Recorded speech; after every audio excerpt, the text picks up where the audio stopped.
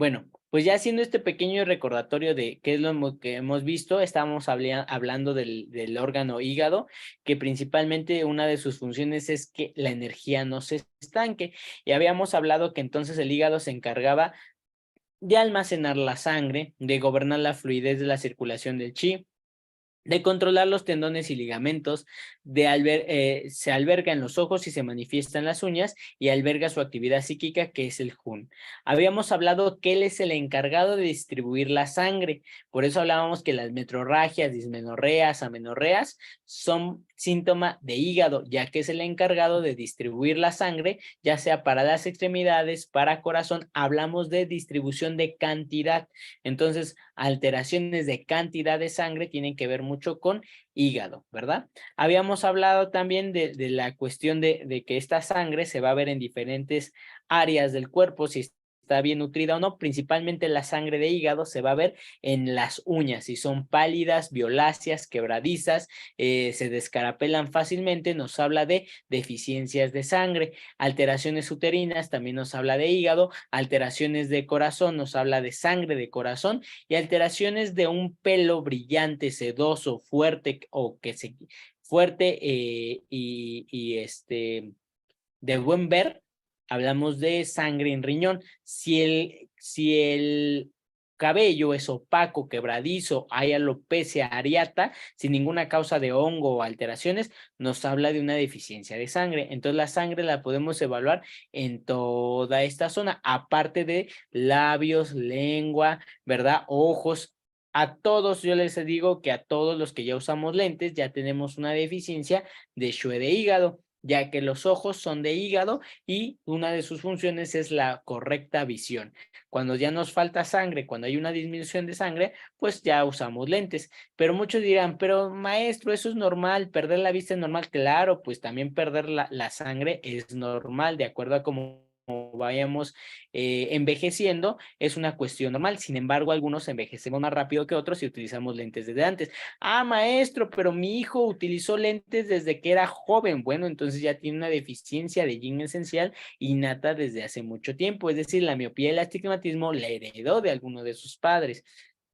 Ah, maestro, pero mi hijo siempre desde pequeño, desde niño utilizó. Ah, bueno, también las alteraciones de congénitas, por ejemplo, los ojos de color, que son una mutación, que son más sensibles a generar miopía y astigmatismo, pueden ser heredadas y esa ya es una deficiencia de yin esencial desde el nacimiento, innata. Es decir, no tiene buena visión, no es un yin esencial pues tan bueno como otros, pero es funcional, ajá, ¿verdad?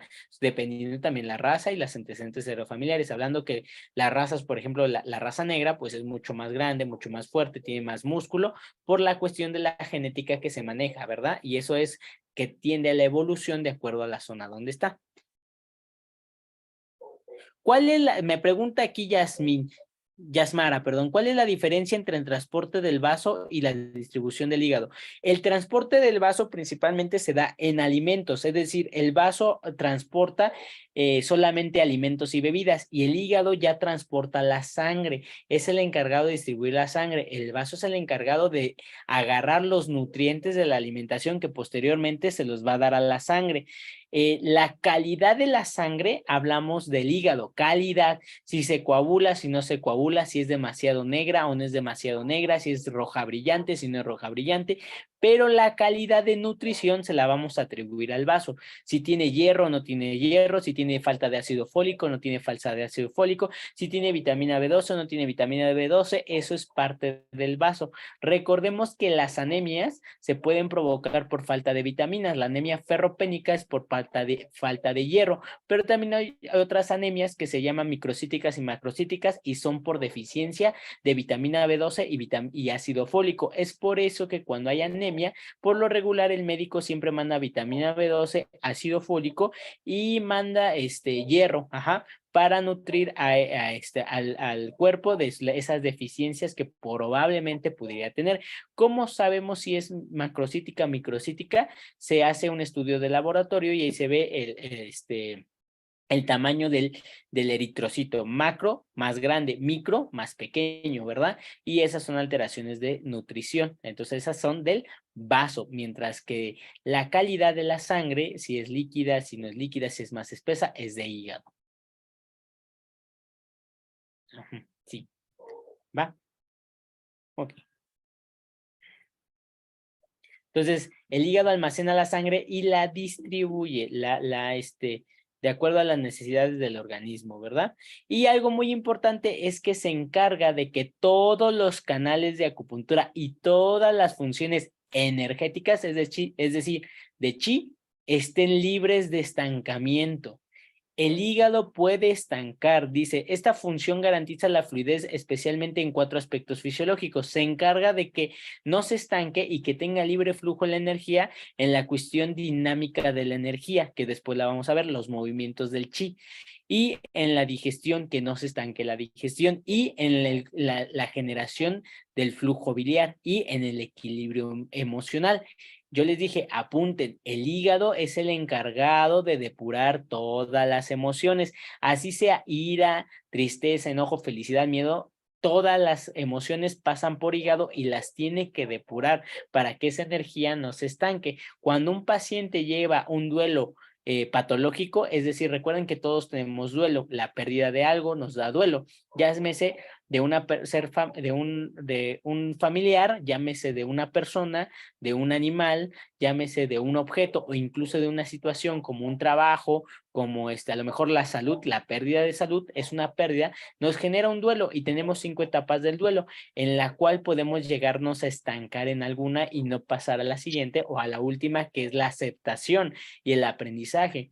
Entonces, cuando nos quedamos en una etapa de duelo, ahí es la cuestión de un duelo patológico y que es un estancamiento energético, principalmente emocional. Apunten, todo lo que se estanca, todo lo que se estanca produce dolor. Todo, todo. Cuando ustedes sienten contracturas musculares, ay, me duele aquí, me duele el hombro, me duele el cuello, son estancamientos energéticos para la medicina tradicional china. ¿De qué? De los canales que pasan por esa zona. Es decir, se estancó el canal, se estancó y hay dolor. Ay, me duele el abdomen. Es un estancamiento a lo mejor de energía del intestino, se está estancando, hay una inflamación, hay un estancamiento. Ay, me golpeé aquí, se inflamó, hay un estancamiento, por eso hay líquido, por eso está estancado, por eso está generando un conjunto en esa zona, ¿verdad? Y obviamente también hay estancamientos emocionales, las emociones también duelen, ¿no? Ay, me mintió, ay, me engañó, ay, me duele. También es un tipo de dolor y es un estancamiento energético. ¿Qué pasó? ¿Todo bien? Ok. Ajá. Entonces, el hígado se encarga de que ninguna de estas áreas, como la cuestión de los movimientos de la energía o dinámica del chi, de la digestión, del flujo biliar y del equilibrio emocional, se lleguen a estancar.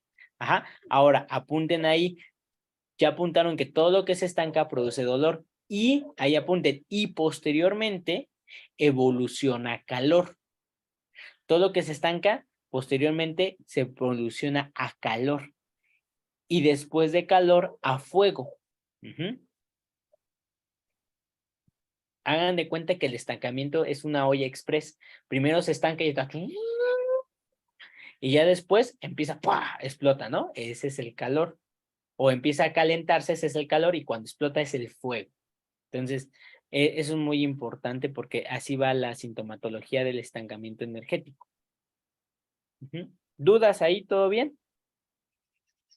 Una pregunta, profe, Ajá. para liberar el estancamiento de hígado, por ejemplo, no sé si sea el mismo punto, nos va a ayudar a liberar la digestión, el flujo biliar y el equilibrio emocional, o son diferentes puntos para liberar esa zona. O sea, dependiendo la zona es un punto o el mismo punto libera todo. Ok, vamos a hablar que si hablamos, vamos a hablar si ese estancamiento de hígado es casi el mismo punto para el estancamiento de hígado, pero también se puede estancar la energía de estómago, se puede estancar la energía del corazón, se puede estancar la energía de canales, entonces ya serían otros puntos. Pero si tú me hablas del hígado y que el hígado se estancó también el alimento, el transporte y transformación del vaso porque tiene influencia a nivel de él, porque recuerden que la madera domina la tierra. Sí, con el hígado 3, que es Tai Chong, el hígado 3, liberas el estancamiento energético del hígado y entonces puede mejorar la digestión. Pero si esa digestión ya tiene mucho tiempo de que se estancó y ya produjo otras alteraciones en el elemento tierra, hay que utilizar otros puntos aparte. Gracias, maestro. Sí, Mireya, ¿qué pasó? Maestro, ahorita que dice que, o sea, todo lo que se estanca produce dolor y posteriormente evoluciona a calor y después del calor a fuego, o sea, ahí tendríamos igual que trabajar con corazón por ser fuego. No, no se equivoquen. Cuando hablamos de un fuego, el fuego de corazón es normal, es fisiológico. Cuando hablamos de un fuego que se transforma en fuego, ya es patológico. Por ejemplo, les voy a poner algo. El fuego siempre, los síntomas del fuego patológico son destructivos. Es decir, el tejido se destruye, genera hemorragias o ulceraciones, o se destruye el tejido. Por ejemplo, les voy a poner el ejemplo de ¿cuál?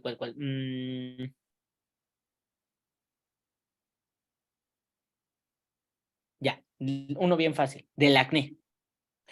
Cuando el acné se presenta, primero está en una etapa, primero hay dolorcito por ahí en la zona, y está en una etapa inflamatoria. Ajá. ¿Cómo se ve la etapa inflamatoria del acné? Se ve rojito nada más, no hay pústula. ¿Qué es la pústula? Lo que llamamos barro, lo que le dicen vulgarmente barro, no se llama barro, se llama pústula, porque adentro del barro, bueno, adentro del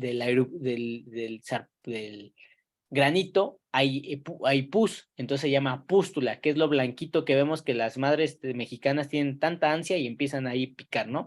Entonces, ya que genera la pus es una destrucción de las células de defensa junto con las bacterias del acné y se produce esta sustancia purulenta que tiene que reventarse, salir, que tiene que drenarse de una u otra forma.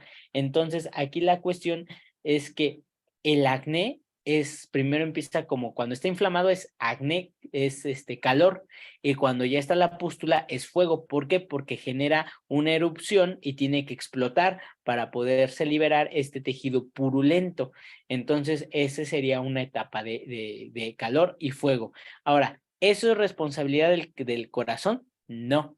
El corazón es fuego, pero es un fuego normal que tenemos, un fuego que nos ayuda a mantener la sangre fluyendo, que nos permite tener temperatura corporal, que nos permite mandar riego sanguíneo al cerebro y estar lúcidos, es decir, es un fuego normal. El fuego que ustedes ven en el acné es un fuego patológico que proviene de una bacteria, que estas bacterias lo que hacen es inflamar e infectar, por eso en el acné mandan antibiótico, porque es una bacteria, entonces mandan antibiótico luego oral o tópico para eliminar la bacteria. Ese es un fuego, pero es un fuego patológico. ¿Sí me entienden ahí? Ahora, el fuego patológico de quién es, dónde se expresa el acné, en qué parte. O sea, no estoy diciendo parte del cuerpo, sino en qué tejido se expresa. En la piel. ¿De ¿Y es de quién sería el pulmón? acné? Es pulmón, De exactamente. pulmón. Es fuego de pulmón, pero no tiene que ver con el corazón, tiene que ver con la bacteria que generó síntomas de fuego, calor, enrojecimiento, pérdida del tejido y purulento, pus, y explota. Eso es fuego. ¿Sí me doy a entender más o menos? Sí, gracias. Sí. A diferencia, por ejemplo, que hablamos de una humedad. La humedad la hablamos, pero no de vaso. Hay humedad de vaso y hay humedad externa, pero bueno, para no revolverlo así, mejor lo dejamos. ¿Qué pasó, Yasmara? Sí, porque si no me va a Ay, es que mi pregunta era sobre lo que está diciendo, sobre la humedad. Bueno, me está diciendo que aquí hay lo del estancamiento y el estancamiento produce calor, pero hay un estancamiento que produce humedad y después genera el TAN. Ahí, no, ¿cómo podría el ser? vaso produce humedad, pero no genera estancamiento. Bueno, pero si el hígado, se supone que hay hay un bloqueo de la circulación del chi. Entonces, la sangre no está circulando bien y está afectando a otros organismos, principalmente vaso, porque pues lo domina. Entonces, podría llegar a ocasionar un estancamiento a tierra, de modo que en tierra se estanque y genere humedad y después ¿tan? O sea, flema. ¿O no? Sí, mi respuesta es sí. Sí, sí lo es. Pero es más factible que el vaso genere humedad, genere flema, o que la humedad y la flema de vaso se la mande al hígado. Ejemplo, ¿qué estoy hablando de humedad? La humedad, principalmente la humedad, ¿a quién afecta? ¿A quién no le gusta el clima húmedo? A Al tierra. vaso. A vaso, a tierra, muy bien.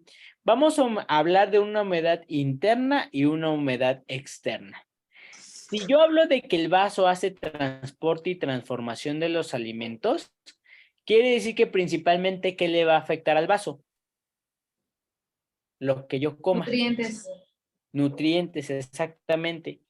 Dependiendo de qué tan bien coma, el vaso va a estar nutrido. Al vaso le gustan los sabores genuinos, le gusta el sabor de las verduras genuinas, le gusta el sabor de los alimentos puros, no le gustan los conservadores, no le gustan los saborizantes, porque es más difícil digerirlo, es más difícil hacer su transporte y transformación, le cargan la mano al vaso. No le gustan alimentos grasosos, porque es más difícil transportarlo. No les gustan alimentos lácteos porque son muy espesos y les cuesta trabajo digerirlos. No le gustan alimentos condimentados porque produce más irritación y más calor a su víscera, que es estómago. Ajá, no le gustan alimentos crudos no les gustan. ¿Por qué? Porque generan frío. Y entonces no se aprovechan todos los nutrientes, porque al fin y al cabo debe haber una cocción para ayudar a que se activen ciertas enzimas o agarrar ciertas cosas que nosotros necesitamos, ¿verdad? Entonces, la cuestión aquí es que la humedad interna habla de la sangre. Ajá. Cuando, digamos, un paciente que le encanta la pasta, que le encanta comer pan, que le encanta comer dulce, que le encanta comer las crepas, el helado, que le gusta mucho estar comiendo cosas muy dulces, cosas que llevan harinas, todo eso va a provocar un aumento de triglicéridos en sangre. Eso para la medicina tradicional china es la humedad. ¿Por qué? Porque los triglicéridos todavía están en el torrente sanguíneo, es humedad. Pero ¿qué es esto? Es toxicidad de los alimentos. Es decir, un exceso produce cierta cantidad de toxicidad en el cuerpo y entonces el paciente se empieza a sentir como fatigado, mareado y ciertas alteraciones que tienen los triglicéridos. ¿Qué es lo que pasa después? Posteriormente, esos triglicéridos se compactan, se genera un cuerpo nuevo y empieza a generar un ateroma. ¿Qué es un ateroma? Son las capas de grasa que se acumulan en los vasos sanguíneos. Entonces ahí ya es un ateroma, es decir, un cuerpo nuevo que va a tener consecuencias. Eso ya no se llama humedad. ¿Por qué? Porque ya no está en el torrente sanguíneo. Ya creó un cuerpo nuevo y eso se llama flema.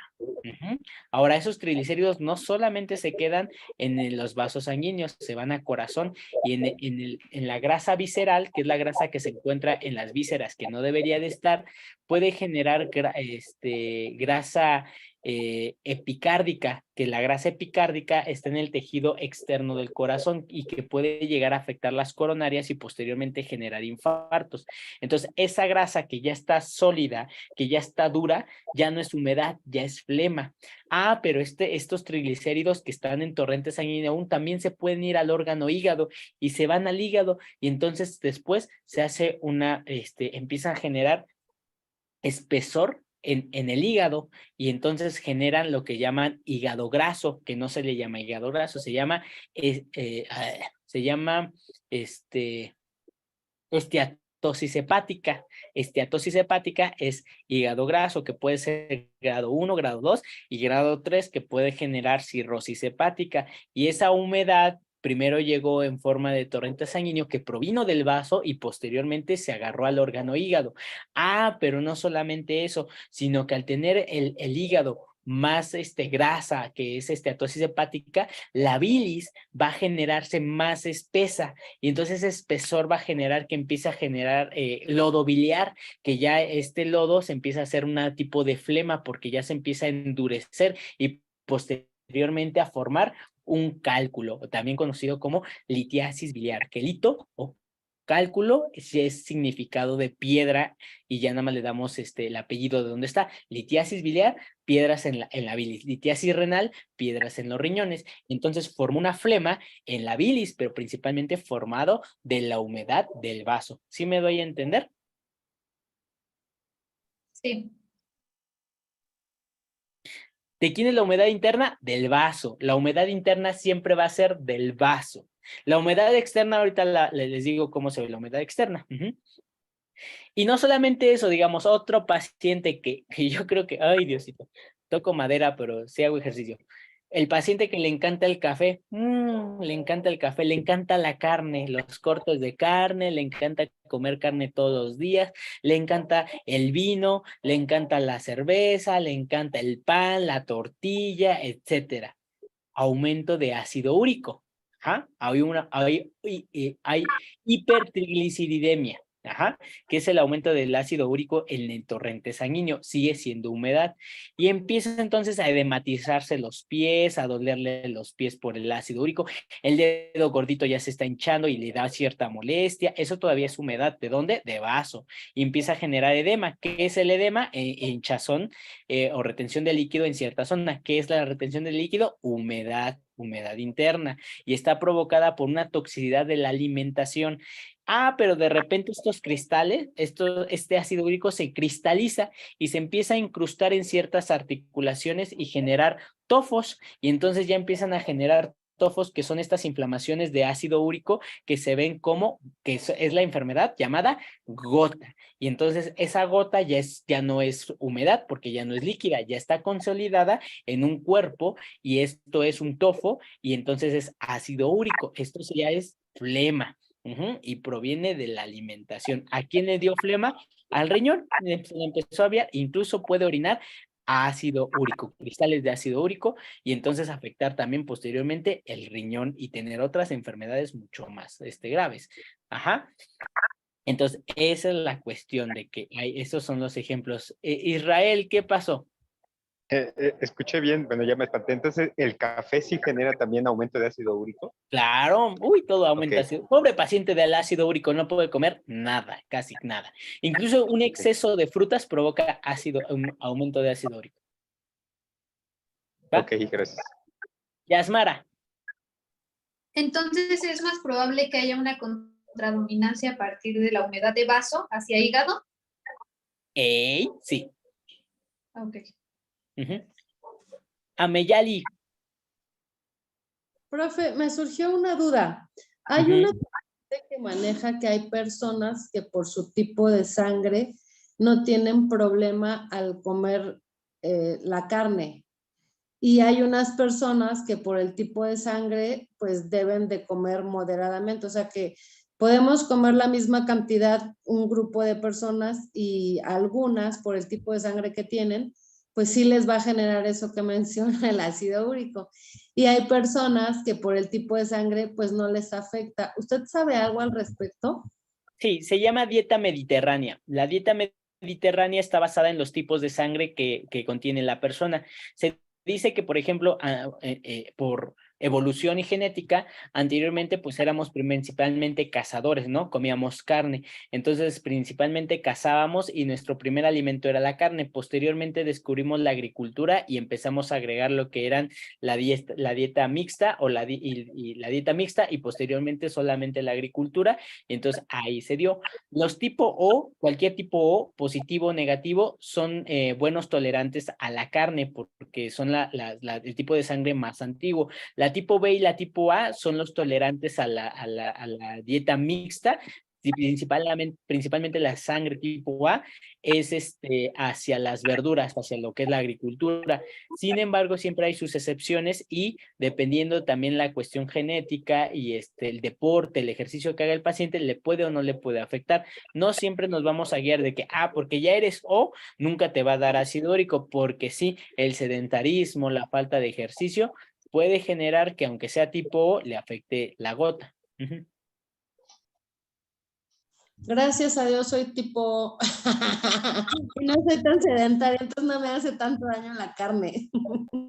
Pues mira, cuerpos vemos, química sanguínea no sabemos. Entonces, mientras tú me saques con una química sanguínea y tu ácido úrico esté en parámetros normales o no en parámetros ya hasta arriba, pues tú puedes decir lo que quieras, pero hasta ver tu biometría, tu química sanguínea, ya estaremos checando.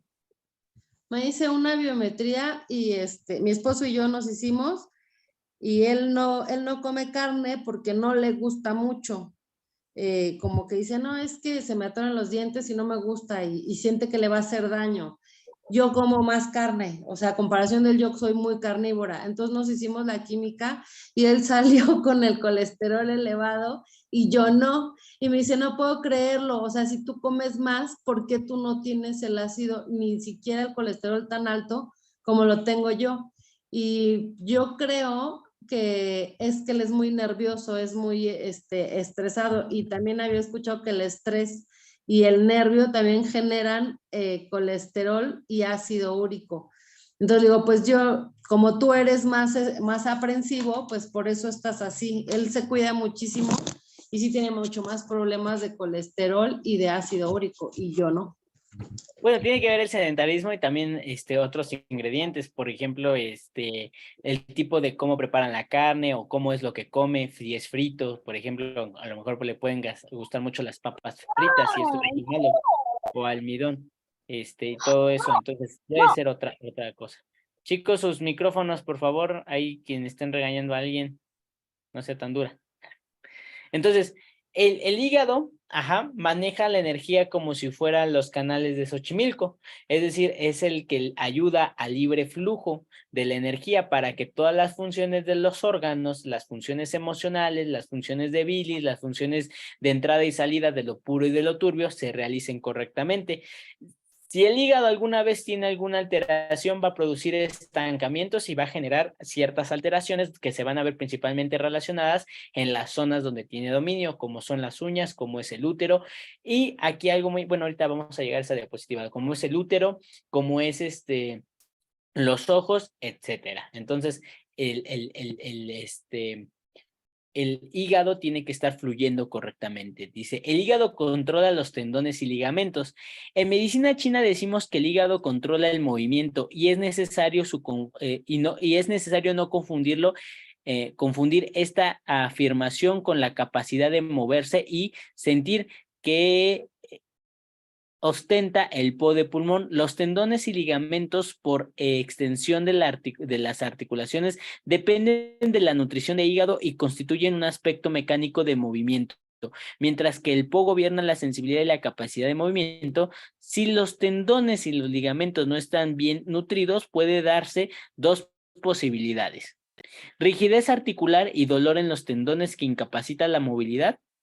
En este caso, la función de libre circulación está alterada y el chi se encuentra bloqueado o estancado. La otra alteración es la hiperlaxitud, que es de ser muy flexibles, ¿no? Hiperlaxitud articular y dolor funcional por debilidad de los tendones. Esta capacidad por insuficiencia de la sangre de hígado enmarcada generalmente en una insuficiencia general de sangre o de riñón. ¿Qué quiere decir? Que cuando hay una alteración en los ligamentos o tendones, hay ligamentos y tendones, hay una alteración de hígado, ya sea que el paciente sea demasiado rígido y esto perjudique el movimiento del paciente, o ya sea que sea demasiado elástico y esto perjudique que haya subluxaciones o luxaciones en las articulaciones, que sea más fácil doblarse y zafarse los dedos, que posteriormente puede ser un riesgo a que ese tendón ya no cumpla su función y entonces se llegue a estar elongado. Entonces, tanto en los dos son malos, ¿va?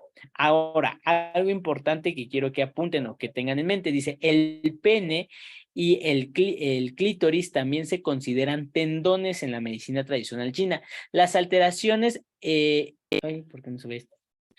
Las alteraciones en la funcionalidad como en el organismo o como en el perdón, como anorgasmia o erección incompleta también se atribuyen a una disfunción de la esfera funcional del hígado, mientras que para la mujer el hígado controla la cantidad de sangre en la menstruación. En el hombre controla la cantidad de sangre que le da para la erección. Recordemos que el pene es un músculo que necesita sangre para poderse colocar erecto. Si no hay demasiada sangre, puede ser que esa erección sea deficiente o que esa erección no dure tanto. Y hablamos entonces ahí de la calidad de sangre, cantidad de sangre, y estamos hablando de hígado. No confundan, por ejemplo, para la mujer que habíamos hablado de que había etapas de irregularidad en su ciclo menstrual, que hablábamos de qué, de riñón. Pues para el hombre no hay irregularidades para su etapa menstrual, ¿verdad? Pero sí hay algo muy importante que es la eyaculación precoz. La eyaculación precoz, o una alteración de los espermas al ser células, al ser la célula más grande del cuerpo, está dominada ¿por quién? Por el riñón.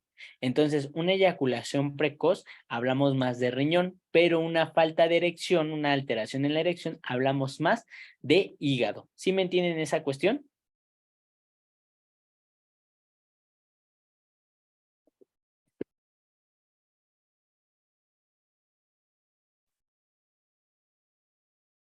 Ok. El hígado se abre en los ojos y se manifiesta en las uñas. El ojo es un órgano muy complejo que comparte varias esferas funcionales. El ojo está influenciado por el hígado, el riñón y el corazón.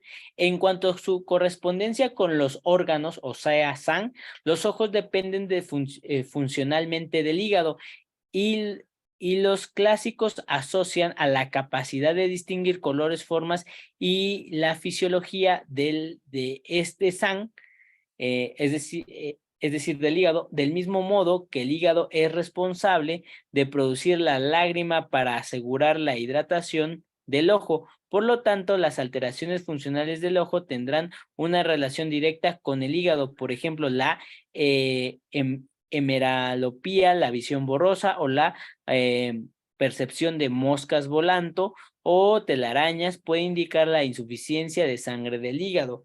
Principalmente el hígado domina la función del ojo. ¿Cuál es la función del ojo?